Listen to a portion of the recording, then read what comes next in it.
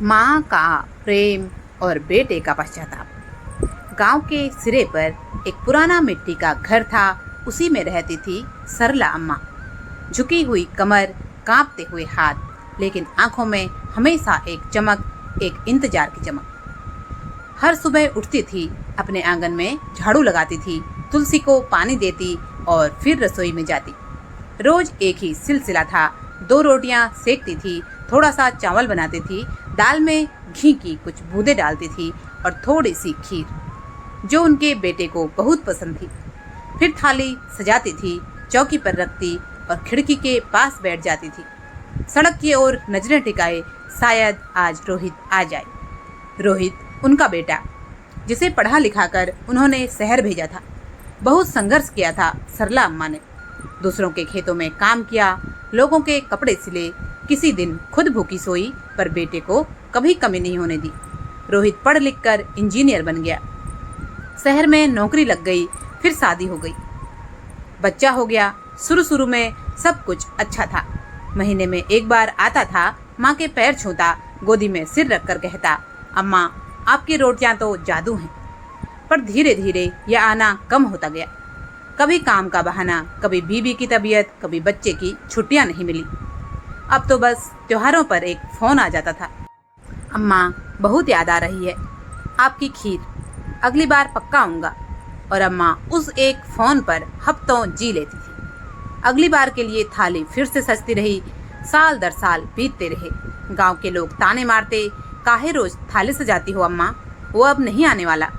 लेकिन अम्मा मुस्कुरा देती, माँ हूँ बेटा, उम्मीद नहीं छोड़ती, कौन जाने आ जाए। अब उनके हाथ कांपते थे, पैर साथ नहीं देते थे, पर खीर अब भी बनती रही, थाली सजती रही। रोहित नहीं आया। उम्र के इस पड़ाव में वह अकेली रहती रही, पर उसका दिल अपने बेटे के लिए हमेशा धड़कता रहा। रोज वह खीर पूड़ी और पकवान बनाती रखती, उम्मीद करती कि उसका बेटा शहर से आएगा, खाना खाएगा और उसे गले लगाएगा। लेकिन बेटा कभी नहीं आता था। माँ हर दिन उसी आशा में दरवाजे की ओर निहारती रहती। पड़ोसी पूछते, अम्मा किसके लिए ये पकवान? वो मुस्कुराकर कहती, मेरा बेटा आएगा, भूखा होगा, उसके लिए है। फिर एक दिन पड़ोसी के बच्चों ने देखा, अम्मा खिड़की के पास कुर्सी पर बैठी थी, आंखें बंद थी, सांसें थम चुकी थी, चेहरे पर अजीब सी मुस्कान थी, जैसे बेटे के आने की झलक देख ली हो।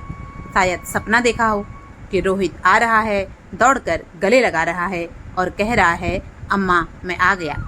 गांव वालों ने फोन किया रोहित को। 3 साल बाद वो गांव आया, महंगे कपड़े, बड़ी कार, लेकिन आंखें भर आई थी। माँ की मिट्टी पर झुक कर रोया, अम्मा मुझे माफ कर दो। घर में घुसा तो देखा रसोई में वही चौकी और उस पर रखी थी एक थाली, सूखी रोटियां, जम चुकी खीर और माँ की एक चिट्ठी। बेटा रोहित, ये खीर तेरे लिए है। तू कहता था ना अगली बार पक्का आएगा, इस बार मैं भी पक्का मान बैठी हूँ। देख थाली रख दी है, आ जाना। रोहित जोर से रो पड़ा। थाली उठाई, खीर का एक कौर खाया। पहली बार लगा, माँ का स्वाद अब नहीं मिलेगा। अब वह हर साल आता है गांव, उस चौकी को नहीं हटाता। थाली अब भी सजाता है, पर अब माँ के लिए। कहता है, माँ अब मैं आ गया हूँ, तुम नहीं गई हो, बस थोड़ी दूर बैठी गई। यह सिर्फ एक कहानी नहीं, सच्चाई है। माँ की ममता थाली में नहीं, उसके इंतजार में थी। वो हर रोज थाली सजाकर ये नहीं कहती कि बेटा आएगा, वो खुद को यकीन दिलाती थी कि उसका बेटा उसे भूला नहीं है। आज भी कई घरों में थालियां सजी होंगी।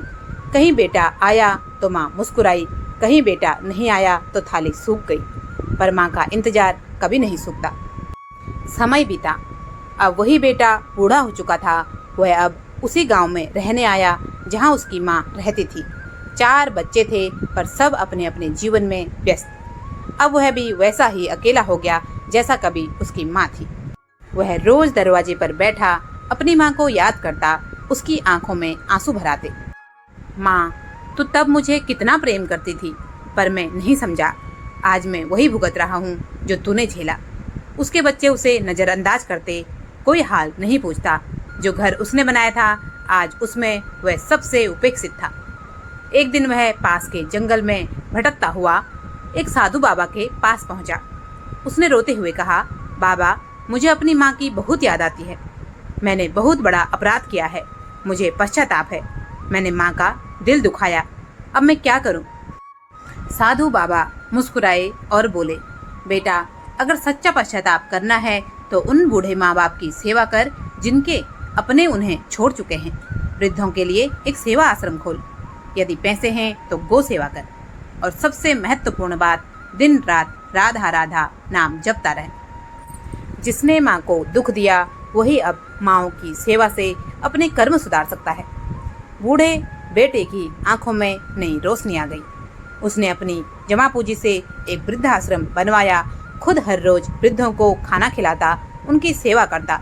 जो समय उसके पास था वह राधा राधा के नाम में बिताने लगा। उसे अपार संतोष मिलने लगा। एक रात उसकी माँ सपने में आई। वह उज्जवल वस्त्रों में थी, चेहरे पर तेज था। उसने बेटे के सिर पर हाथ फेरा और कहा, बेटा, मैं तुझसे कभी नाराज नहीं थी। माँ अपने बच्चों से नाराज कभी हो ही नहीं सकती। मैंने तुझे माफ कर दिया। तू जो सेवा कर रहा है वही मेरी आत्मा को शांति दे रही है।